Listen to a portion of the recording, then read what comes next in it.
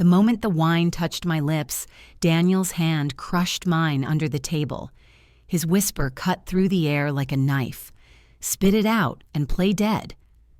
My fork hit the plate with a violent clang as I let my body collapse forward. The napkin caught the dark liquid spilling from my mouth, but the taste of bitterness lingered. Poison, I knew it. I dared to glance up. Across from me sat Ethan, our son. His eyes didn't flicker with concern. No panic, no fear, only a chilling stillness. Like he had been waiting for this moment all along. And in that second, I realized the truth no mother should ever face. My own child wanted me dead. Before I tell you how everything unraveled, I want to ask you, if you were in my place, what would you do if your own child looked at you with eyes that no longer carried love, but something far darker? My name is Margaret. I am 55 years old. For most of my life, I believed my purpose was to give. I gave up my career in teaching so Ethan could attend the best schools. I gave my savings to cover his college debts. I gave my time, my health, my spirit, because isn't that what mothers do? When Daniel worked long shifts at the firehouse, I was the one at every school play, every parent meeting, every night Ethan had a fever. I used to whisper into his ear when he was small, "As long as you're breathing, I'll fight for you." I thought that meant something. But children grow, don't they? And sometimes they grow away.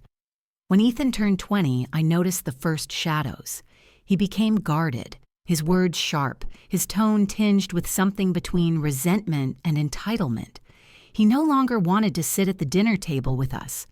He locked his bedroom door, spoke in whispers on late-night calls, and glared whenever Daniel offered advice. "Mom," he once snapped, "you've spent your whole life telling me what I owe you. Maybe I don't want to be chained to your sacrifices forever." Those words pierced me deeper than any knife could, because I never saw my love as chains. Looking back, there were signs I refused to see. The day I found a half-empty bottle of strange supplements in the kitchen cabinet. Ethan claimed they were vitamins he had ordered for me, but they smelled metallic, bitter. When I hesitated, he smiled oddly and said, "Trust me, Mom. You've always trusted me." Another time, Daniel and I both suffered hours of stomach cramps after dinner Ethan had prepared. We brushed it off as bad seafood, but Daniel muttered that night, "There's something off about that boy lately." I silenced him, because admitting the truth about your own child feels like tearing your soul in two. It was supposed to be a celebration. Ethan's 26th birthday. I had baked a cake with the same chocolate frosting he loved as a boy. Daniel had bought him a new leather briefcase. We told ourselves maybe, just maybe, this would bring us closer again. But when Ethan arrived, his smile didn't reach his eyes. He hugged me stiffly, kissed my cheek like a stranger, and set down an expensive bottle of wine. "Let's toast," he said. His voice was smooth, practiced, almost rehearsed. I should have felt joy. Instead, a chill crept down my spine. When Daniel lifted his glass, he hesitated. I didn't understand at first. Then I saw his jaw tighten, his gaze fixed on Ethan. I took a sip before I realized he hadn't touched his. That was when his hand gripped mine under the table, when his whisper reached me like thunder, "Spit it out and play dead." I obeyed. Not because I believed him right away, but because I had trusted him with my life since I was 19 years old. The silence that followed my collapse was suffocating. I heard Ethan's chair scrape against the floor. I felt his shadow hover over me, and for one horrifying second, I thought I heard him exhale in relief. Lying there, pretending to be unconscious, my mind betrayed me with memories. Ethan at 5 years old running into my arms after scraping his knee. Ethan at 10 whispering his secrets into my ear before bedtime. Ethan at 16 slamming the door and yelling, "You'll never understand me." How had we gone from scraped knees to this? How had my baby boy become someone I no longer recognized? That night, after Ethan left, Daniel and I sat in the dim kitchen with the untouched cake between us. "He put something in the wine," Daniel said flatly. His voice had no room for doubt. I wanted to scream at him for even saying it, but deep down, something inside me knew he was right.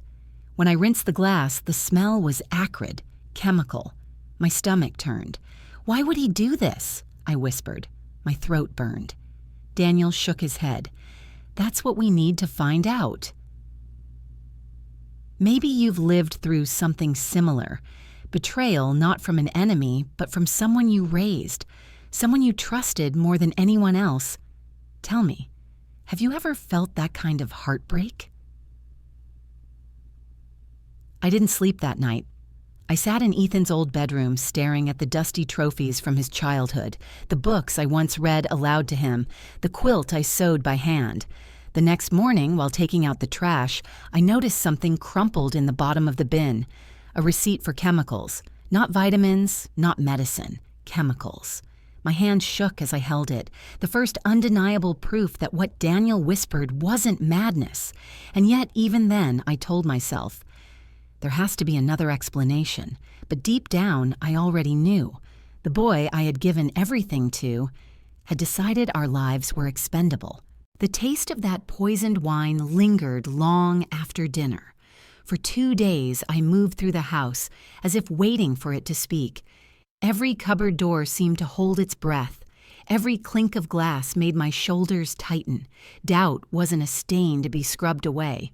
It was a voice, and the house had started whispering back. That crumpled receipt haunted me. Harsh chemical names, a supplier I didn't recognize. I tucked it deep inside my recipe book, right between the pages holding Ethan's favorite chocolate cake. The irony cut like glass. Daniel watched me with the calm of a man who had stood near fire before. "We go slow," he said, "careful. And we don't eat or drink anything he opens." I know. What I didn't say hurt more, that keeping distance from my son felt like breaking a vow I'd made the day he was born, to trust him before the world did. That afternoon, Ethan walked in without knocking. Once he used to tumble in shouting, "Mom, I'm home!"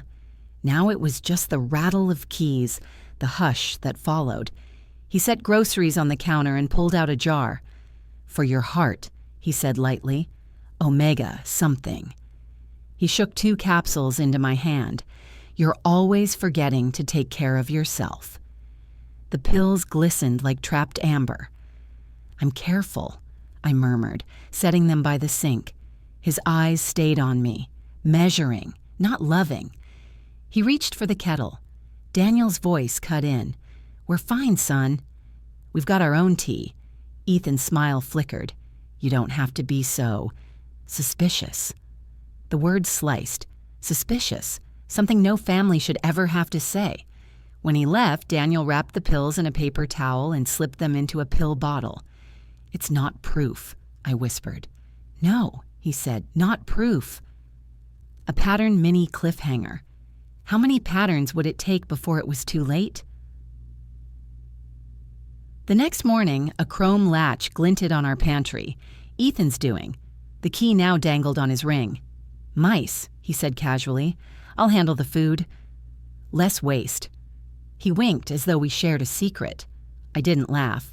I drove to my sister Linda's. She's never been a cushion. She's a lighthouse, blunt and impossible to ignore. "He's isolating your intake," she said firmly. "The pills, the latch, the receipt. This isn't about expiration dates. It's control." "Don't call him a boy," I whispered. "It makes me feel like I failed." "You didn't fail a child," she said. "You raised a man." And he's making choices on the way home. I practiced breathing.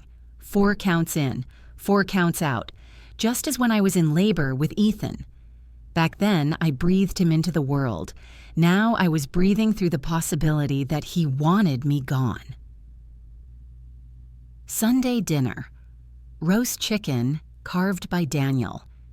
Ethan arrived with a new tone, smooth, professional, like a lawyer rehearsing. Halfway through, he asked, "Have you thought about consolidating your accounts?" Daniel's knife paused midair. Consolidating. "You're not getting younger," Ethan said, swirling his glass. "I can streamline everything. Power of attorney would save time." Daniel's eyes hardened. "Something like what? If you couldn't make decisions." "Stroke. Accident." Ethan smiled. "It's a kindness to plan." The plates rattled. His words were polite, but the subtext screamed, "If one day you couldn't object." I steadied my napkin. "We have our will." "Wills are for after," he replied. "I'm talking about now." From his satchel, he pulled a folder, labeled, tabbed, to ready. I flagged the pages. Just sign A crack opened inside me. The illusion of family shattered. "I'll have Dr. Harris look these over," I said. The name was a lamp in the dark. Ethan's jaw clenched. "Doctors complicate simple things." "Sometimes," I said, pushing the folder back, "and sometimes they save lives." The silence wasn't silence. It was the echo of every dinner we'd ever shared. He left early. A deadline, he claimed. In truth, his life was elsewhere.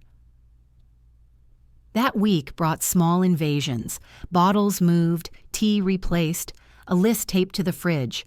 Margaret's meds, AM/PM. My name written like I was a patient in a ward. "Son," I said evenly, "we've managed this house for 32 years. And you've done it. Your way," he replied. "But things change." "Change isn't a baton you snatch," Daniel said. "It's something handed over when we're ready." Ethan's laugh was low. Parents are never ready. Mini cliffhanger.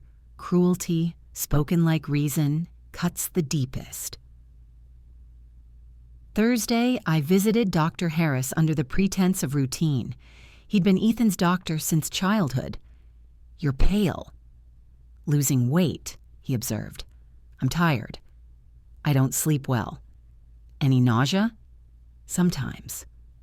After meals, he ordered labs. I nearly confessed, "I think my son is poisoning me," but the words lodged in my throat. I left with a taped arm and a promise he'd call.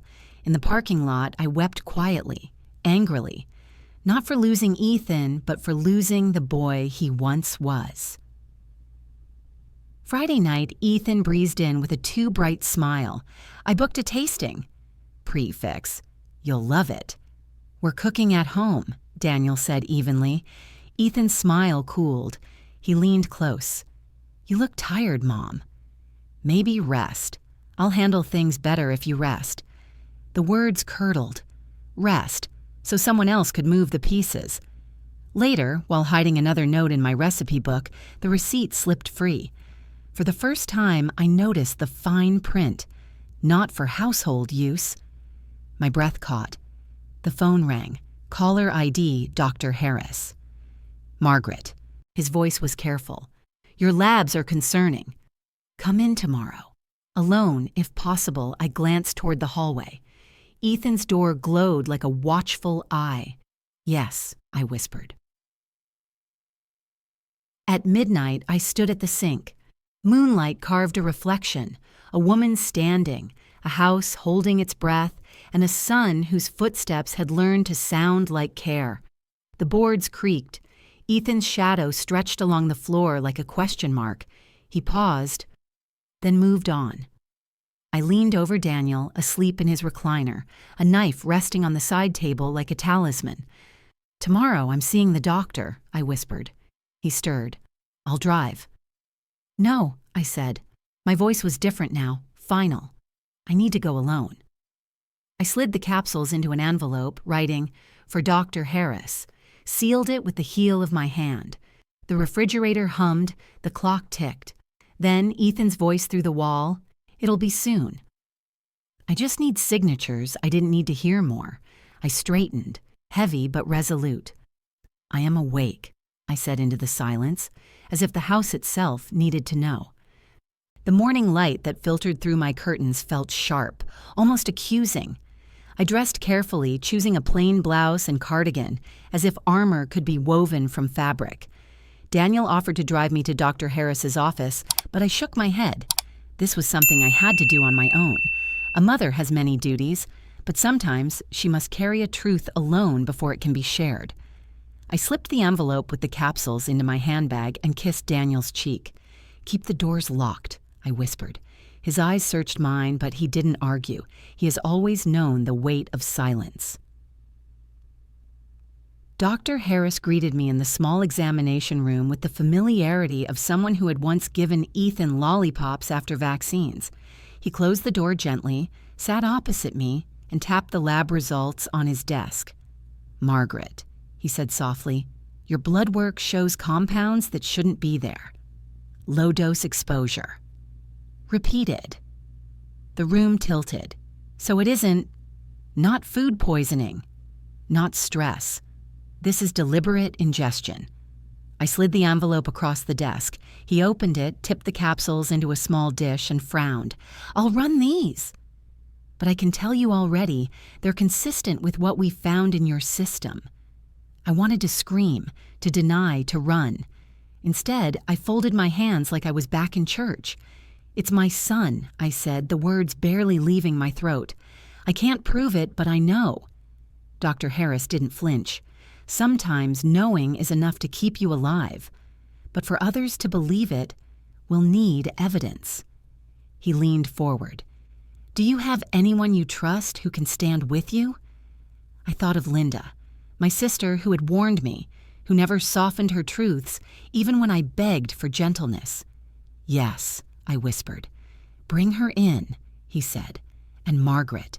Stop eating or drinking anything you didn't prepare yourself." "Not even water," I nodded, and for the first time in months I felt less like prey and more like someone preparing for battle. That evening, Linda came by with her usual brisk knock. She carried a tote bag full of papers and the stubborn energy of someone who refused to be shut out. "Tell me," she demanded before her coat was even off. I placed the lab results and the receipt on the table. She read quickly, lips tightening, eyes narrowing. Then she reached into her tote and slapped down her own piece of evidence, a photograph. It was Ethan standing at the counter of a pharmacy, holding a small white bag. The date and time were stamped at the bottom. "I followed him," she admitted, unashamed. "I knew you wouldn't. I watched him pay cash for a substance that requires a license. He saw me in line, but he pretended not to. I think he knows I suspect him." My knees trembled. Proof. At last, proof that this wasn't just a mother's paranoia. "What do we do?" I asked, my voice a whisper. Linda's eyes were steel. "We prepare.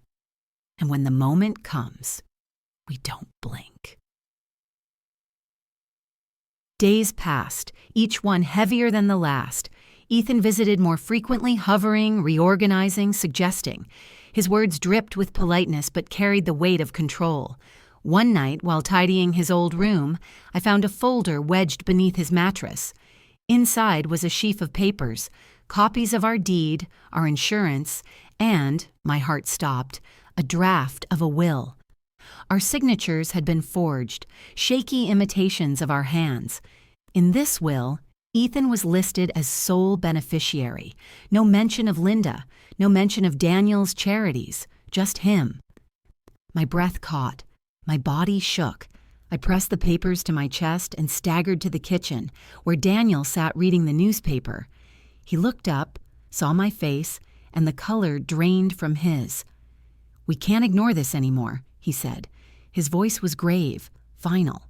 "He's not just reckless. He's planning." That night, I sat alone in the living room, the only light a lamp casting its glow over the photograph of Ethan as a boy, his gap-toothed smile, his arms wrapped around a scruffy teddy bear. I traced the frame with my fingertips and asked the question no mother should ever have to ask. When did love turn into danger? Tears came, hot and relentless. Not because I had proof of his betrayal, but because the proof had arrived too late to preserve the memory of him as innocent. I whispered to the empty room, "Ethan, why?" And though the walls gave no answer, in my mind I heard his voice, older, colder, because I deserve more. If you're listening now, and maybe you've lived through betrayal, maybe not as violent, maybe not as deliberate, but perhaps you've felt that twist of the knife when someone you love takes instead of gives. Have you ever discovered a secret that made you question everything you believed about someone in your family? If so, please know this: you are not alone. Your story matters too. When Linda left that night, she pressed her hands to my shoulders. "You have a choice," she said. "You can pretend this isn't happening until it swallows you whole, or you can turn the tide." Her words burned, because for years I had chosen silence, chosen forgiveness, chosen hope. But forgiveness without boundaries is just surrender. I looked into the mirror above the mantel, saw the lines carved by years of sacrifice, the softness that had too often been mistaken for weakness. And for the first time, I said aloud, "I won't surrender." 2 days later, Ethan arrived for dinner again. He carried another bottle of wine, his smile smooth, his voice careful. But this time, Daniel and I were ready. We had our evidence. We had our plan. As I set the table, Ethan leaned close to me and whispered, "You look nervous, Mom. Relax. Tonight's special." I forced a smile, though my hands trembled as I placed the glasses down, because I knew tonight the truth would finally come to the table. The dining room looked the same as always: polished oak table, china plates we only used on holidays, the chandelier Daniel installed years ago. But beneath the ordinary surface, everything had shifted. This was no longer a family meal. It was a battlefield. Ethan arrived with his usual careful charm. He wore a pressed shirt, his hair slicked back, his leather satchel hanging at his side like a weapon in plain sight. He placed another bottle of wine on the table, the label gleaming under the light. "Thought we could toast to family tonight," he said, his smile sharp. Daniel didn't move to open it. Instead, he gestured toward the seats. "Sit, son. Let's have a proper talk." Something flickered in Ethan's eyes, hesitation, calculation, but he sat. He poured himself a glass, the ruby liquid catching the light like a warning flare. I clasped my hands together to keep them from trembling. The plan was simple: reveal what we knew, show him the evidence, and end this spiral before it consumed us all. But nothing about this felt simple. We ate in silence at first: roast chicken, potatoes, vegetables. The clink of silverware was deafening. Finally, Daniel laid down his fork with a deliberate clang. "Ethan," he said, his voice low and steady, "we need to talk about what you've been doing." Ethan leaned back, swirling his wine. "What I've been doing?" His tone was mocking. "Taking care of you? Planning for your future?" Linda, who had insisted on being present, slammed her palm on the table. "Stop pretending. We've seen the receipts. We know what you've been buying." Ethan's smile faltered. "Receipts? What receipts?" I slid the crumpled slip of paper across the table. "This one. For chemicals? Not vitamins, not medicine. Poison." His eyes darted to it, then back to me. His voice grew sharper. "You've been going through my things?" "You left it in our trash," Daniel said coldly. "If you were innocent, you wouldn't be hiding evidence." At that moment, Dr. Harris, whom Daniel had asked to stop by, stepped from the hallway where he had been waiting. His presence was quiet but powerful, the kind of authority no argument could erase. "Ethan," he said, "I tested substances your mother gave me. They contain toxins, the same toxins present in her blood work." Ethan's hand shook, wine sloshing against the rim of his glass. "You're all conspiring against me," he spat. "Do you hear yourselves? Acting like I'm some kind of criminal?" Linda's voice cut through the air. "Not acting. Proving." Daniel reached into his jacket and pulled out the forged will we had discovered. He threw it onto the table, the papers scattering like sharp edges. "Care to explain this?" Daniel demanded. His voice thundered, the same voice that once ordered men out of burning buildings. Ethan's mask cracked. His face twisted, fury and desperation colliding. "Why shouldn't I? Everything you own should come to me. I'm your only child. I've given up enough waiting for you to hand it over. Do you think you'll live forever?" My tears burned hot, but my voice came out steady. "You didn't just reach for our money, Ethan. You reached for our lives." He slammed his glass onto the table, red liquid splattering like blood across the tablecloth. "Because you never saw me.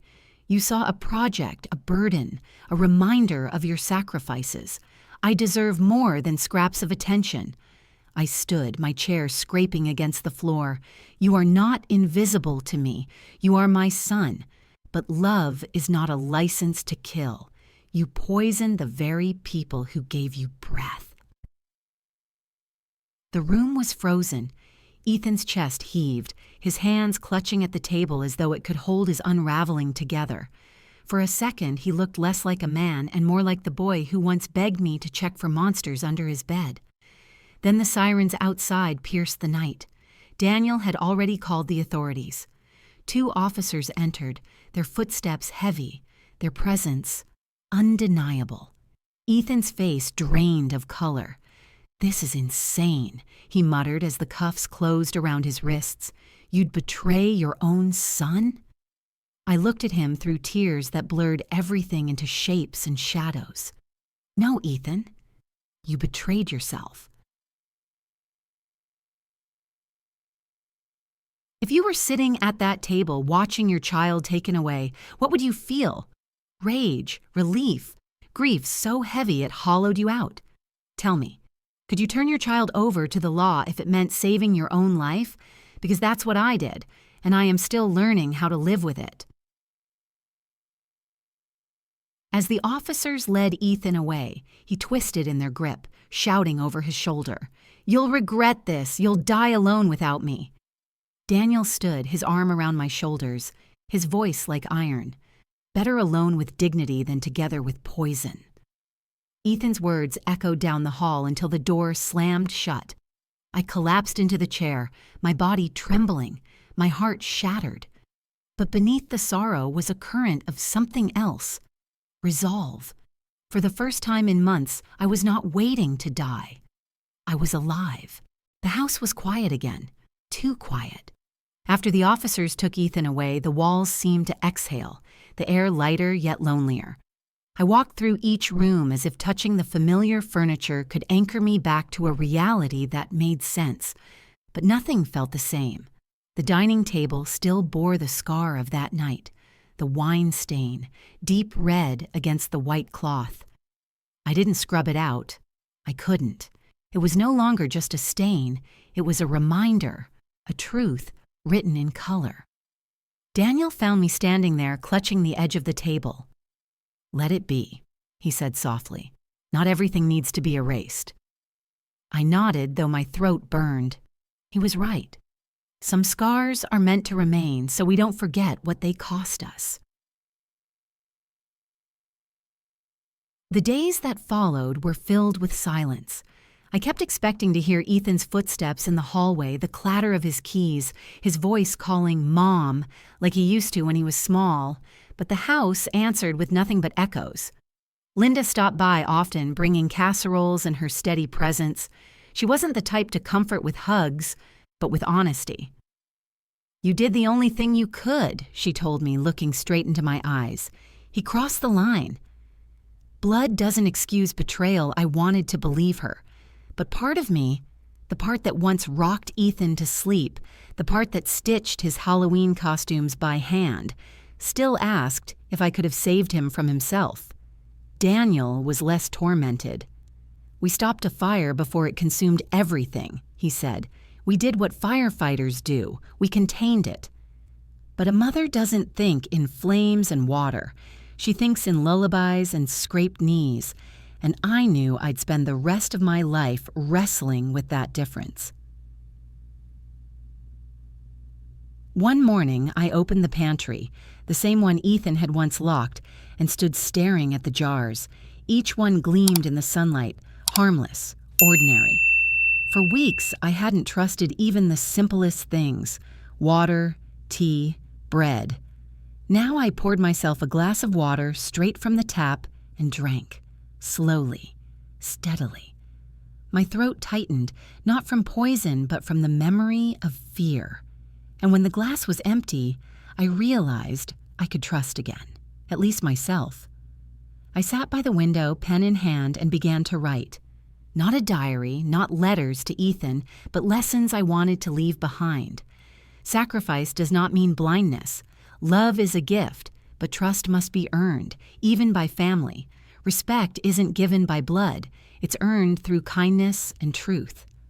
Writing those words was like stitching a wound closed. Painful, but necessary. If you're listening, maybe you've carried scars like mine. Maybe you've loved someone so deeply that you ignored the warning signs, hoping love alone would be enough. Have you ever given your all, only to have it turned against you?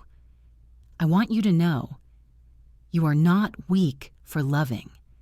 You are strong for surviving, and you are not alone. Here, in this community, we tell these stories because no one should carry their pain in silence. So I ask you, share your story in the comments. What betrayal have you lived through, and how did you rise from it? Someone else may find healing in your words.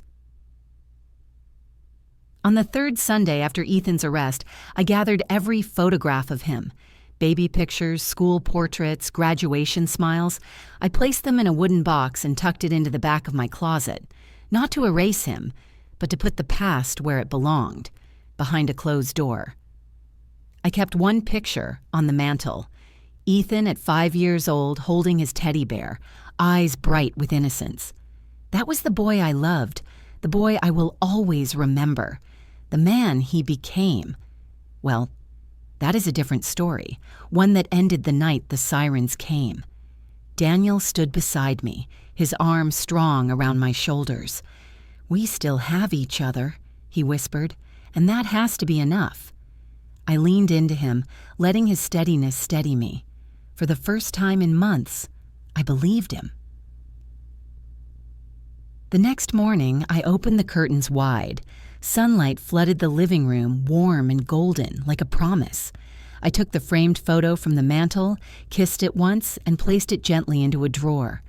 Then I whispered to the quiet house, "The past is closed." Today begins again. I stepped outside into the morning air. The world was still turning, the birds still sang, and I was still here. Scarred, yes, but standing. Sacrifice is noble, but love should never be blind. Trust wisely, draw your boundaries, and remember, you are worthy of respect, not because of what you give, but because of who you are.